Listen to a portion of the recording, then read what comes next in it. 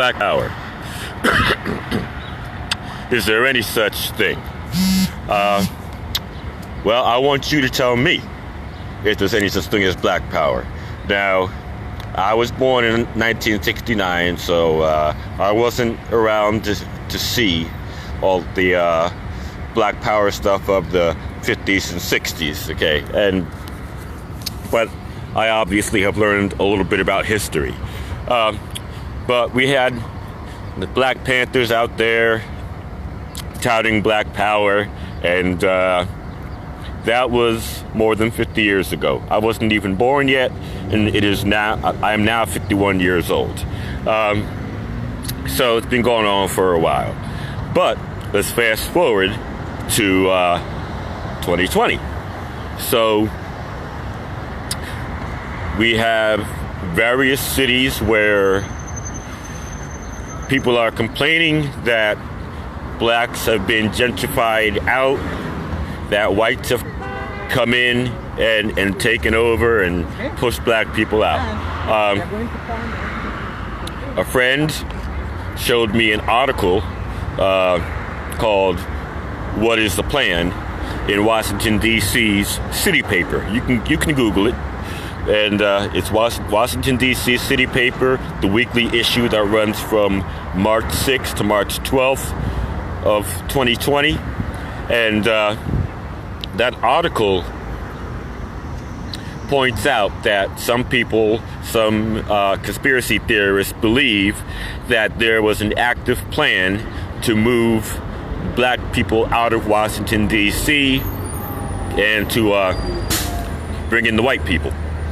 And the article actually presents multiple perspectives. I like that, but it points out that some people think there was not an organized plan, that there were just different circumstances that came together and caused many white people to come in and buy up property and many black people to leave. One of those circumstances is this. You see, when you build anything new next to an older property, then that new building raises the property value of the older property, even though the older property has not been improved upon.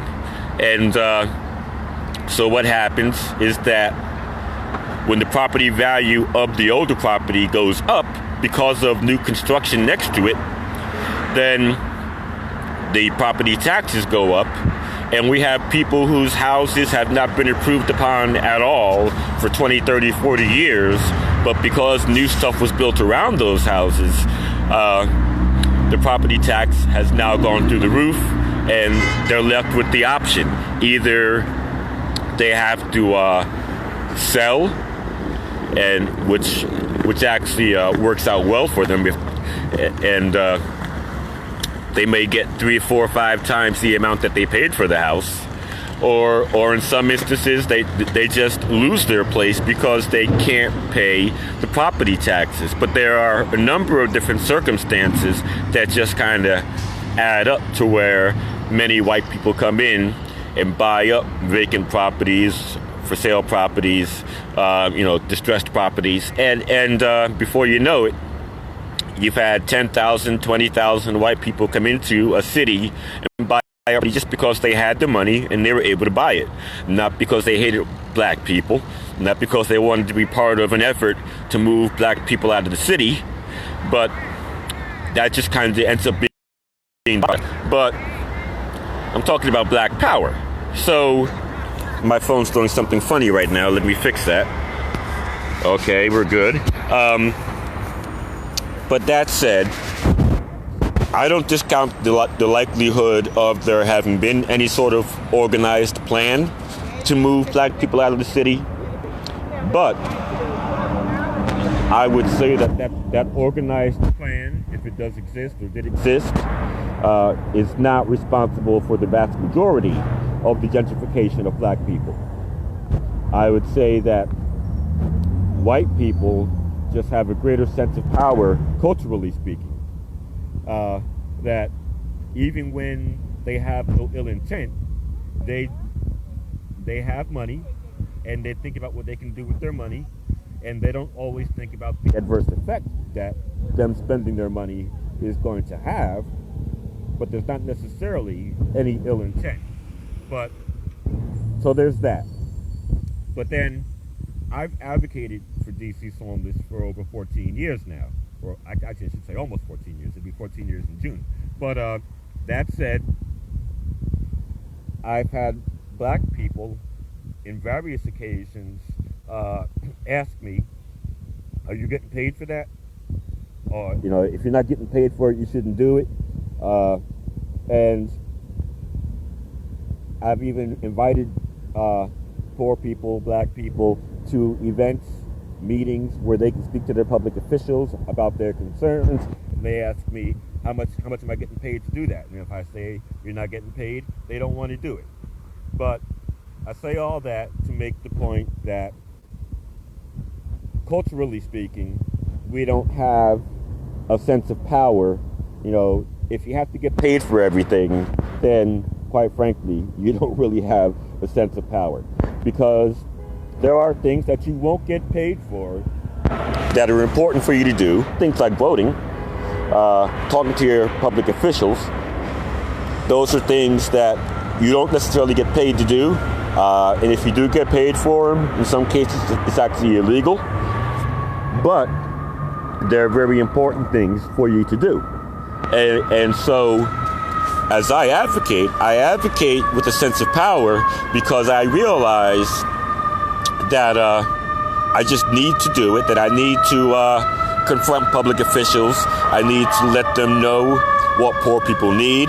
And by the way, I'll say that it's got me into a little bit of trouble, legal trouble.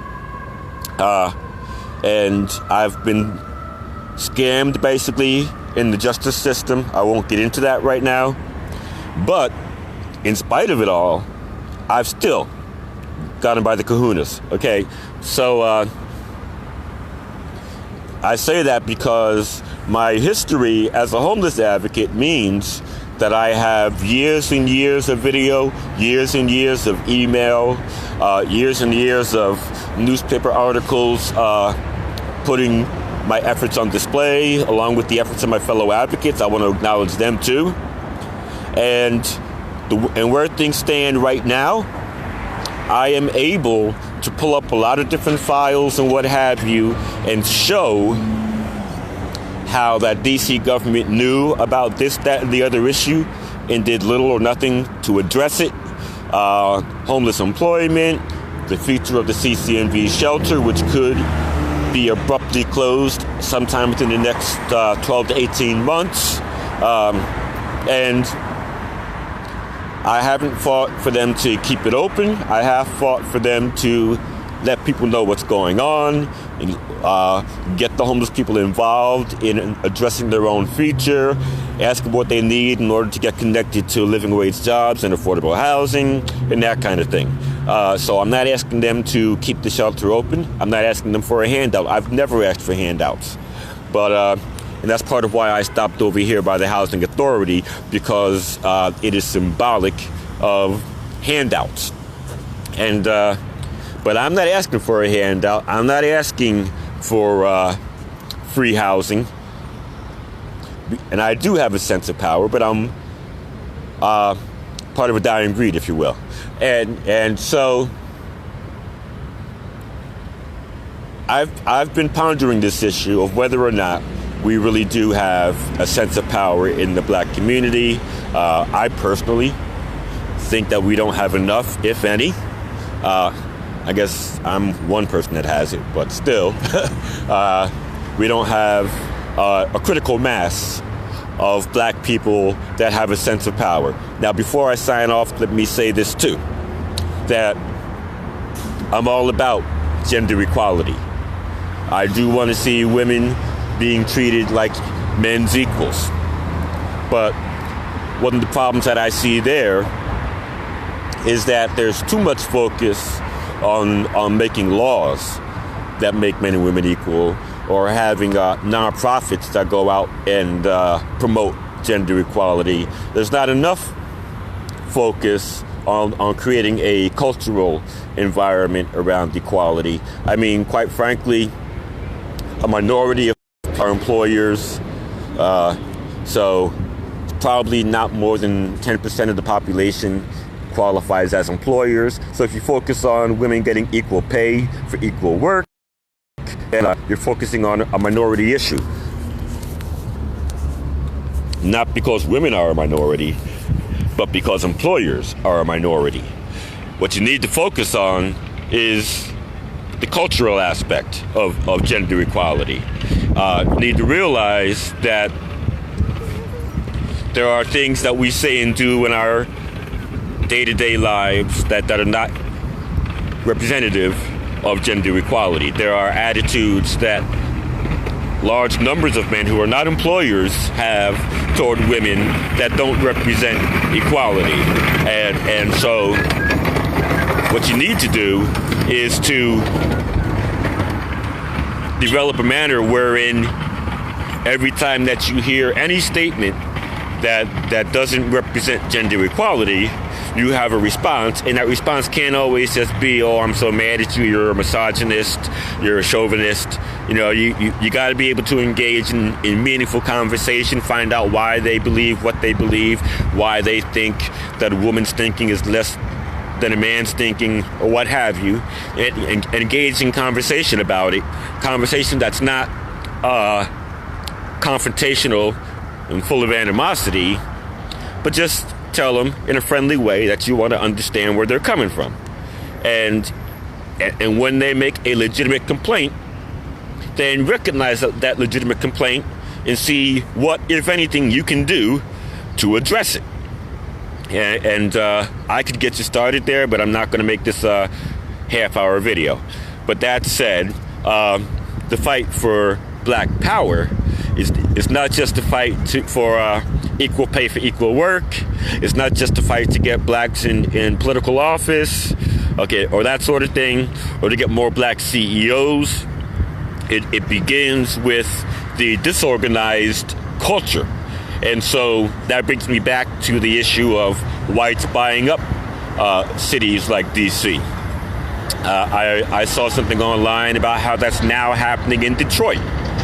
But you just have white people who have money, who decide to go out and use that money to buy what they want to buy. Okay, so blacks, in addition to trying to make more money, need to also just have this, shall I say, disorganized cultural element where, how to put this, where we, for instance, make it a habit to talk about politics, as opposed to what happens to me, where people say, oh, he's involved in that political stuff, I don't like that, you know, he's an advocate, oh, the heck with him. But realize that politics affects your life, and talk about politics, and develop a shared thinking, develop a paradigm around politics, develop a paradigm around economic issues, and make that the type of stuff you talk about. Don't just talk about football games and baseball games and basketball games, but talk about things that really matter. I mean, I personally don't even follow sports, but that's just me. But talk about things that matter. You know, it's got to be a cultural thing. You know, and if enough black people talk about enough things that matter, not just about fun things, not just about playful things, not just about unimportant things, but if enough of us talk about things that matter, then over the course of time, we'll develop a shared paradigm, a shared thinking around those issues, and then we can move together to address those issues. That brings me right back to the 60s. So back then, evidently, a lot of black people had a sense of power. So the Black Power thing might have been true back then, but it's not true now. When MLK Jr. said, hey, let's all march to D.C., there were a lot of blacks who marched with him. And there were a lot of blacks who stood up for themselves. Now, I should also say that back at that time, we had to remember that World War II ended in 1945. There were blacks who fought in World War II. MLK Jr. began his thing in 1955. So many of the blacks who had come back from World War II and who had seen blacks being treated better in Europe were still alive. And because they had been to war, they had a fighting spirit within them. What's more is we had the Vietnam War, which began in the 60s. I mean, I know that it was kind of something that had a slow start. Different people started at different points of contention along the way. But that said, when the Vietnam era veterans came back, many of them, of course, were black, and they had a fighting spirit, and that fighting spirit prevailed into the 80s. Some of them went up against Reagan in order to get him to pay attention to the homeless issue. But we haven't had really big wars since then. I mean, you could talk about the Iraq War, but let's compare the 1940s to now. In the 1940s, during World War II, we had 144 million Americans. 18 million of them were actually in the war. And if you weren't in the war, you knew at least one person who was. So our nation was fully invested in World War II, in one way or another. Now, presently, we have about 1.2, maybe 1.3 million people in our military, and we don't deploy the entire military at any given time. So, to begin with, we only have 1 out of every 250 or so Americans that are in the military to begin with. And then a fraction of them actually go to the war. So we don't have that same deal where the entire nation is somehow invested in the war. And so we have less mistreated warriors coming back, less black warriors, less warriors who end up becoming homeless just because we have less warriors to begin with. And so we don't have as large a pool of returning warriors, of returning soldiers to pull from in order to get those fighters who can march with a present-day MLK Jr. or a present-day Malcolm X or a present-day Huey Newton. Okay, and so that has a lot to do with it. So war actually does put someone in a state of mind where when they come back home, then they're like, hey, look, I went out and fought for America's freedom, fought for America's this and America's that and America's security, and I'm not going to take anybody's mess. You know, I'm going to stand up for myself. Just like I went out and fought people in another country to make sure that they didn't harm my country, I'm now going to stand up to people within my country who do me wrong. You know, that fighting spirit translates from fighting a foreign war to fighting a domestic war. But because of the lower national investment in war, and I do mean in people, not in money, we just don't have enough people with a fighting spirit. But that said, I said I was going to let you tell me if we have any black power. And I just kind of threw a lot of stuff out at you to think about. But I personally think that we have lost whatever sense of black power we once had. And that in order to regain it, we need to start not necessarily with there being another large-scale war, but we need to at least get to a place where black people are willing to forgo all that playful stuff and stop talking about sports and talk about politics and talk about the economy and talk about how these things translate into their lives and talk about how to start business and so forth and so on. But I'll leave it there for now and let me switch back over and end like I started.